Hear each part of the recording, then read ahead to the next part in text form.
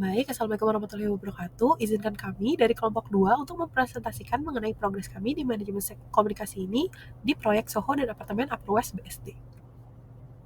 Sebelumnya, izinkan saya untuk memperkenalkan anggota kelompok kami. Ada saya sendiri, Kansa Rehana, ada Bima Sakti Alfa, dan juga ada Rino Harindana. Berikut merupakan outline yang akan kami bahas, dimulai dari Communication Management Concept itu sendiri, lalu lanjut oleh Plan Communication Management, Management Communication, dan juga Monitor Communication. Pertama-tama, membahas tentang data umum proyek sebagai berikut. Untuk latar belakang proyeknya sendiri, apartemen Soho itu dibangun untuk memenuhi permintaan hunian yang nyaman dan fungsional serta kebutuhan ruang komersial dan perkantoran yang terintegrasi di daerah bisnis distrik di BSD City. Berikut merupakan data umum proyek di mana nama proyek itu sendiri ada Soho dan apartemen Upper West BSD City di Tangerang, jenis bangunan high-rise building apartment, jenis kontraknya fixed price lump sum, untuk developer PT Sinarmas, waktu pelaksanaannya sekitar 36 bulan, dan sistem pembayaran monthly progress payment. Berikut merupakan stakeholder yang terlibat. Untuk owners itu ada PT Bumi Megah Graha Utama, dan untuk kontraktor ada PT Tata Mulia Nusantara Indah. Berikut merupakan stakeholder proyek atau struktur organisasi kontraktor di PT Tata Mulia. Berikut merupakan work breakdown struktur atau WBS dari proyek ini, di mana ada pekerjaan struktur atas yang terdiri dari pekerjaan pembagian shear wall dan pekerjaan climbing formwork. Lalu masuk ke dalam communication management concept, di mana manajemen komunikasi memiliki definisi berdasarkan PMBOK 6 Edition, yaitu merupakan proses sistematis yang melibatkan perencanaan, pengumpulan, penyimpanan, dan pembaruan informasi proyek, di mana 90% waktu seorang manajer proyek akan didedikasikan pada kegiatan yang melibatkan komunikasi. Baik, selanjutnya membahas tentang manajemen komunikasi, di mana terdiri dari plan communication, manage communication, dan juga monitor communication. Untuk plan communication sendiri ini merupakan proses yang melibatkan perencanaan strategi komunikasi yang memiliki tujuan untuk mendefinisikan pendekatan komunikasi, menentukan siapa yang membutuhkan informasi, kapan, dan bagaimana informasi yang akan disampaikan. Lalu, untuk manage communication merupakan proses memastikan informasi yang tepat dan relevan dikumpulkan, disebarluaskan, dikelola, dan disimpan pada waktu yang tepat. Lalu, untuk monitor communication sendiri merupakan proses yang terjadi sepanjang siklus hidup proyek untuk memantau komunikasi, dengan tujuannya adalah memastikan bahwa informasi disampaikan dengan benar, dipahami oleh penerima, dan bahwa masalah komunikasi dapat diidentifikasi dan diatasi.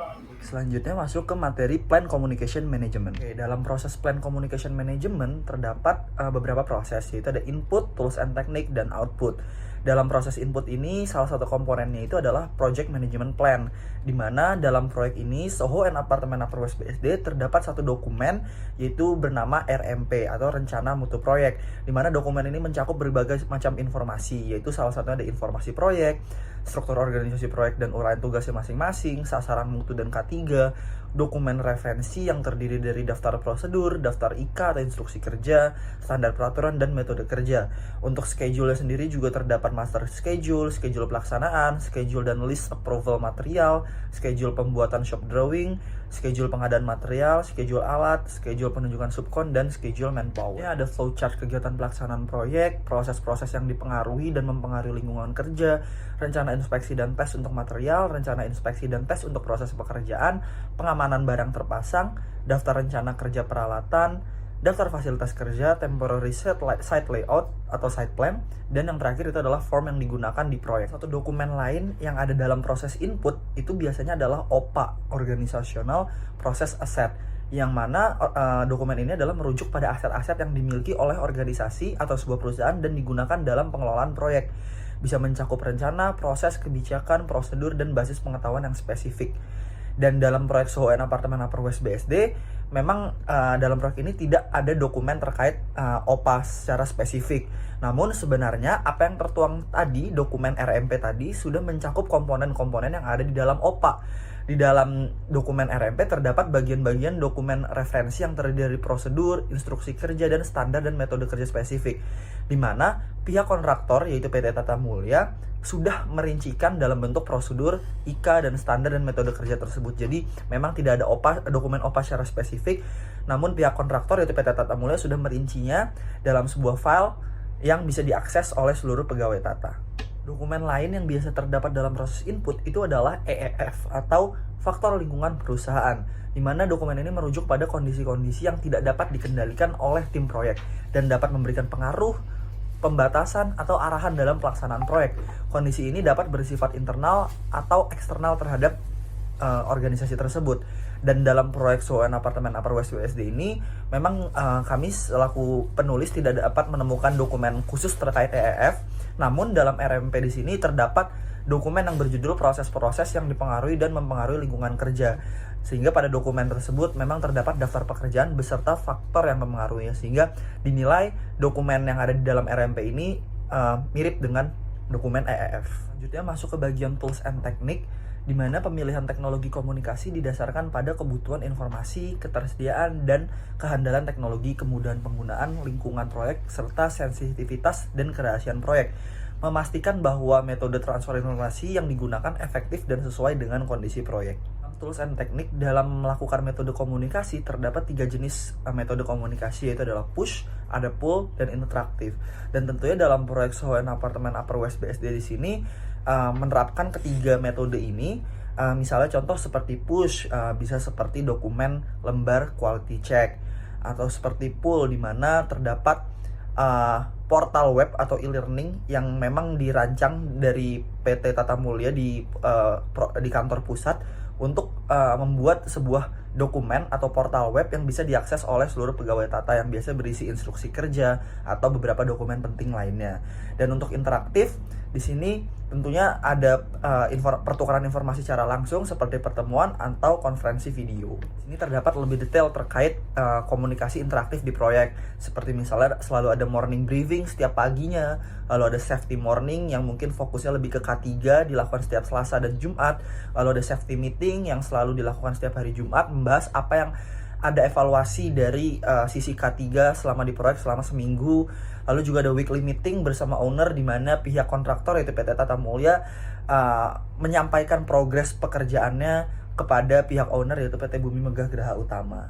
Bentuk output dari Plan Communication Management Plan adalah sebuah dokumen yang bernama Communication Management Plan, di mana terdapat tabel yang berisi terkait stakeholder yang bersangkutan dalam sebuah proyek. Terdapat juga stakeholder test dan role-nya masing-masing stakeholder. Lalu juga ada tipe komunikasinya, yang dimana rata-rata kalau di sini dari seluruh stakeholder semuanya hampir sama, itu bersifat verbal, informasi informal verbal dan formal written. Dan selanjutnya juga ada communication method, di mana juga rata-rata sama, masing-masing stakeholder itu bentuknya adalah interaktif dan push. Karena memang kalau pull itu memang ya tidak banyak metode komunikasi secara pull di proyek ini, selain dokumen yang dapat diakses di portal web Tata tersebut yang tadi sudah disebutkan sebelumnya. Dan selanjutnya ada tipe dari informasi itu terdistribusi, di mana bisa bentuknya adalah report atau drawing atau dalam bentuk lembar QC atau lembar QS, dan kalau scheduler itu biasanya mengupdate S-curve. Lalu untuk timingnya sendiri juga rata-rata berbagai macam, ada yang weekly, ada yang daily, dan menyesuaikan dengan kebutuhan laporan kepada atasannya masing-masing. Selanjutnya dalam dokumen Communication Management Plan itu terdapat bagian assumption dan constraint, di mana di sini penulis menuliskan 3 assumption dan 3 constraint, di mana salah satunya adalah informasi terdistribusikan sesuai dengan jadwal yang ditetapkan, dengan constraints-nya itu adalah stakeholder tidak dapat hadir dalam waktu penyampaian informasi tersebut. Selanjutnya yang kedua ada misal contoh berkas yang berisi informasi tersusun dengan mudah dipahami. Constraints-nya itu adalah ketidakpahaman stakeholder terkait atas informasi yang disampaikan, atau kata lainnya adalah miskomunikasi. Dan yang terakhir adalah informasi yang terdistribusikan menyatukan visi dari pemangku kepentingan. Constraints-nya adalah terdapat perbedaan pendapat dari para pemangku kepentingan atau stakeholder terkait. Dan di sini ada glossarium terkait istilah-istilah yang digunakan dalam dokumen Communication Management Plan. Ada stakeholder, project manager, site manager, quality control, quality surveyor, dan scheduler. Selanjutnya dalam Plan Communication Management terdapat output lain, yaitu adalah dokumen RACI, matriks RACI, di mana di sini kami meninjau dalam tugas ini yaitu 2 paket pekerjaan. Itu paket pekerjaan yang pertama adalah pekerjaan penulangan pada elemen struktur shear wall, dan yang kedua pekerjaan backcasting pada elemen struktur shear wall. Dan di sini kami meninjau dari 5 sudut pandang stakeholder, yaitu ada PM, yaitu project manager, SM, site manager, quality control, quantity surveyor, dan scheduler. Dimana di sini untuk PM full rata semuanya. PM berperan sebagai consultant yaitu C, dan SM berperan sebagai accountable yaitu A, dan QC quality check yaitu responsibility karena dia mengerjakannya di lapangan. Dan untuk QS dan scheduler rata-rata berperan sebagai inform. Terakhir adalah communication flow, diagram communication flow, di mana di sini terdapat pada paket pekerjaan yang pertama itu adalah pekerjaan penulangan. Di sini terdapat communication flow yang melibatkan berbagai macam stakeholder dari mulai PM sampai ke scheduler. Jadi di sini rata-rata QS memberi sebuah dokumen yang berisi tentang volume atau kuantitas dari material yang dibutuhkan dalam proses pengerjaan tersebut, lalu diserahkan kepada QC. Lalu QC sebagai perannya itu adalah responsible, jadi QC ini yang bertanggung jawab atas mengerjakan pekerjaan tersebut. Lalu site manager di sini berfungsi untuk mengambil keputusan, dan dia juga bertanggung jawab atas pekerjaan yang dikerjakan oleh QC, sehingga di sini site manager bertugas membuat keputusan apakah pekerjaan tersebut sudah ACC atau belum dari pekerjaan yang dilakukan oleh QC. Selanjutnya berikut merupakan communication flow untuk paket pekerjaan yang kedua adalah pekerjaan backcasting pada elemen struktur shear wall, dan di sini sebenarnya cukup mirip flow-nya seperti pada paket pekerjaan penulangan shear wall tadi. Berikutnya merupakan manage communication.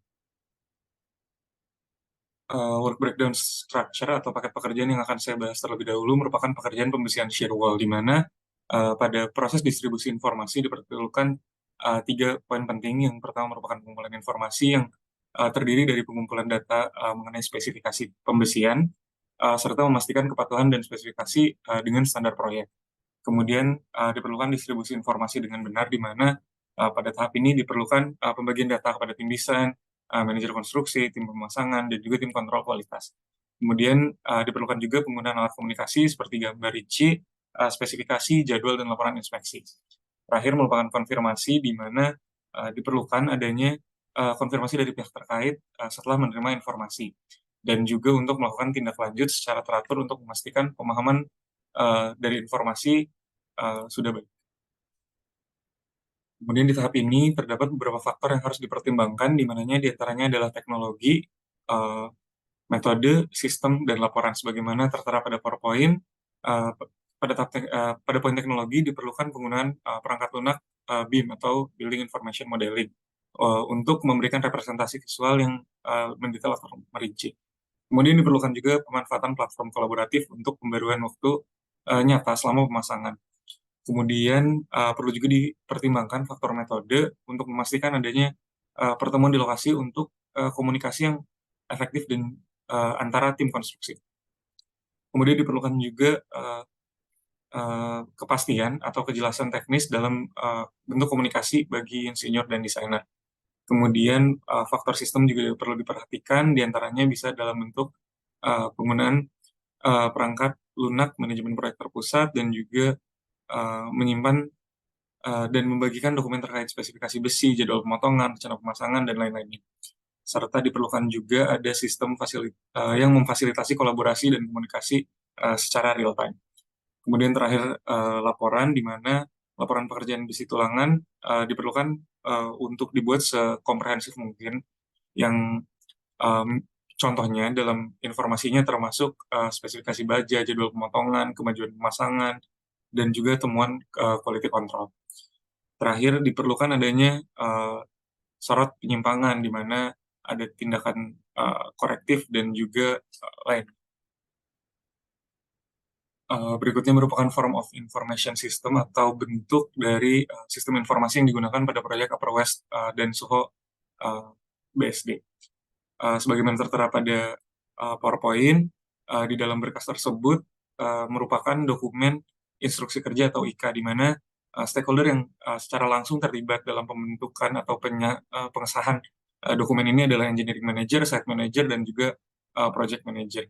Nah, kemudian karena berkas ini merupakan berkas yang tersimpan di website dari Tata itu sendiri, jadi sistem komunikasi yang digunakan dengan menggunakan berkas ini merupakan sistem pool, di mana orang-orang yang berkepentingan yang membutuhkan informasi tersebut dapat menarik atau mengambil bentuk komunikasi tersebut dari website. Kemudian form of project report atau bentuk dari project report pada proyek Upper West and Soho apartemen BSD ini merupakan dokumen checklist atau QC, di mana dalam dokumen ini stakeholder yang terlibat merupakan quality control, project manager, dan juga construction manager dari owner. Berbeda dengan dokumen sebelumnya, dokumen ini disampaikan secara metode push, di mana uh, tim quality control sendiri yang nge-push hasil informasi ini kepada pihak-pihak yang memang berkepentingan. Adapun 3 keterampilan dan interpersonal yang penting dalam komunikasi pekerjaan pemesian shear wall ini adalah pendengaran yang aktif, ketegasan teknis, dan juga koordinasi dan kolaborasi antar tim yang terlibat atau stakeholder. Terakhir, hal-hal yang bisa menjadi kendala dalam kegiatan pembangunan atau pekerjaan pemisian shear wall ini adalah ketersediaannya material, tantangan quality control, dan juga keterbatasan dari lanjut dengan pekerjaan climbing forward, di mana pertama untuk proses distribusi informasi sebenarnya tidak jauh beda dengan apa yang sudah disampaikan pada paket pekerjaan sebelumnya. Terdapat 3 poin dengan substansi yang sama. Yang pertama merupakan pengumpulan informasi, kemudian distribusi informasi, dan juga konfirmasi penerima. Serupa juga dengan faktor yang harus dipertimbangkan. Substansinya sama. Yang pertama perlu mempertimbangkan faktor teknologi, metode, sistem, dan juga laporan. Kemudian berkas yang kami dapat peroleh untuk sebagai berkas dari sistem informasi merupakan lembar instruksi kerja yang tertera pada PowerPoint, di mana stakeholder yang terlibat dalam penyusunan berkas ini merupakan engineering manager, site manager, dan juga project manager. Sistem informasi ini disampaikan dengan metode pool, di mana stakeholder yang membutuhkan informasi tersebut yang mengambil informasi tersebut dari laman resmi Tata. Kemudian form of project reports dalam paket pekerjaan climbing framework ini adalah merupakan lembar checklist atau lembar QC, di mana stakeholder yang terlibat diantaranya merupakan quality control, project manager, serta construction manager dari owner. Adapun metode penyampaian informasi ini merupakan metode push, di mana sebagaimana sudah disampaikan sebelumnya, tim quality control yang kemudian akan mendorong informasi ini kepada pihak-pihak yang terkait. Kemudian 3 poin yang penting dalam keterampilan interpersonal yang dibutuhkan agar komunikasi pada paket pekerjaan ini efektif adalah pekerja yang memiliki pendengar aktif, ketegasan teknis, dan juga mampu berkoordinasi dan berkolaborasi. Kemudian kendala yang dapat menghambat sistem komunikasi pada paket pekerjaan ini merupakan ketersediaan material, tantangan quality control, dan juga cuaca dan lingkungan. Dilanjut dengan monitor communication. Pertama akan dibahas paket pekerjaan pembersihan shear wall, di mana dokumen yang diperlukan dalam pekerjaan ini merupakan desain konstruksi, jadwal pengerjaan, dan daftar sumber daya. Desain konstruksi sendiri artinya adanya gambaran teknis dan spesifikasi konstruksi khususnya terkait penulangan dinding shear wall, perencanaan struktural yang mencakup material yang digunakan, dimensi dinding shear wall, dan juga spesifikasi teknis lainnya. Kemudian jadwal pengerjaan ini terdiri dari rencana kerja harian, mingguan, ataupun bulanan, serta alir kerja untuk penulangan dinding shear wall. Kemudian yang terakhir merupakan daftar sumber daya, diantaranya merupakan list spesifikasi bahan konstruksi yang dibutuhkan, serta daftar peralatan dan mesin yang dibutuhkan. Berikutnya merupakan proses monitoring informasi pada paket pekerjaan pembersihan shear wall, di mana yang pertama merupakan pemantauan progres yang terdiri dari pemantauan yang dapat dilakukan secara harian, mingguan, maupun bulanan. Kemudian pemantauan kualitas pekerjaan untuk memastikan sesuai dengan standar. Kemudian terdapat pemantauan sumber daya, di mana proses ini untuk memastikan sistem pemantauan inventaris bahan konstruksi, serta proses pengadaan bahan jika ada kekurangan atau perubahan desain. Yang terakhir merupakan pemantauan keselamatan kerja untuk memantau kepatuhan terhadap standar-standar keselamatan kerja, dan juga rekam kecelakaan kerja dan langkah-langkah pencegahan yang diambil. Adapun alir proses pengambilan keputusan dalam paket pekerjaan ini adalah yang pertama pengecekan oleh QC, kemudian pencatatan issue log, kemudian penyampaian informasi kepada site manager, dilanjut dengan pengambilan keputusan oleh site manager atau project manager, dilanjut dengan pengajuan kepada pihak owner, kemudian penilaian dari pihak owner, kemudian dilaksanakan expert judgment, baru kemudian diimplementasikan tindakan kolektif, serta monitoring dan evaluasi pada tahap terakhir. Adapun alir proses pengambilan keputusan dalam paket pekerjaan ini adalah yang pertama pengecekan oleh QC, kemudian pencatatan issue log, kemudian penyampaian informasi kepada site manager, dilanjut dengan pengambilan keputusan oleh site manager atau project manager, dilanjut dengan pengajuan kepada pihak owner, kemudian penilaian dari pihak owner, kemudian dilaksanakan expert judgment, baru kemudian diimplementasikan tindakan kolektif serta monitoring dan evaluasi pada tahap terakhir. Tidak jauh berbeda dengan paket pekerjaan sebelumnya, pada pekerjaan climbing framework pun diperlukan 3 poin dokumen yang sama. Yang pertama merupakan desain konstruksi, jadwal pengerjaan, dan juga daftar sumber daya dengan rincian sebagaimana sudah dijelaskan pada PowerPoint sebelumnya. Begitu juga dengan proses monitoring informasi, pekerjaan climbing framework tidak begitu beda dengan paket pekerjaan sebelumnya. Yang pertama merupakan pemantauan progres, lanjut dengan pemantauan sumber daya, juga pemantauan keselamatan kerja. Serupa juga dengan proses pengambilan keputusan di mana apabila terjadi kesalahan, pertama akan dilakukan pengecekan oleh QC yang kemudian dicatat dalam bentuk issue log, yang issue log tersebut kemudian disampaikan kepada SM, baru site manager atau pihak manager yang dapat melaksanakan pengambilan keputusan. Kemudian keputusan tersebut diajukan kepada pihak owner untuk kemudian dinilai oleh pihak owner, kemudian dilaksanakan expert judgment, dan juga apabila sudah memberikan solusi dapat dilaksanakan implementasi tindakan kolektif, dan juga terakhir ditutup dengan monitoring dan evaluasi. Terakhir, kebutuhan kemampuan interpersonal tim yang diperlukan dalam pekerjaan climbing framework juga sebenarnya tidak begitu berbeda dengan paket pekerjaan sebelumnya. Yang pertama merupakan kemampuan untuk menyampaikan komunikasi secara efektif, kemudian kemampuan untuk menyelesaikan masalah atau problem solving, kemudian kemampuan untuk tentunya berkolaborasi dalam tim, dan juga kemampuan untuk memimpin atau kepemimpinan. Sekian yang dapat kami sampaikan, kurang lebihnya mohon maaf. Wassalamualaikum warahmatullahi wabarakatuh.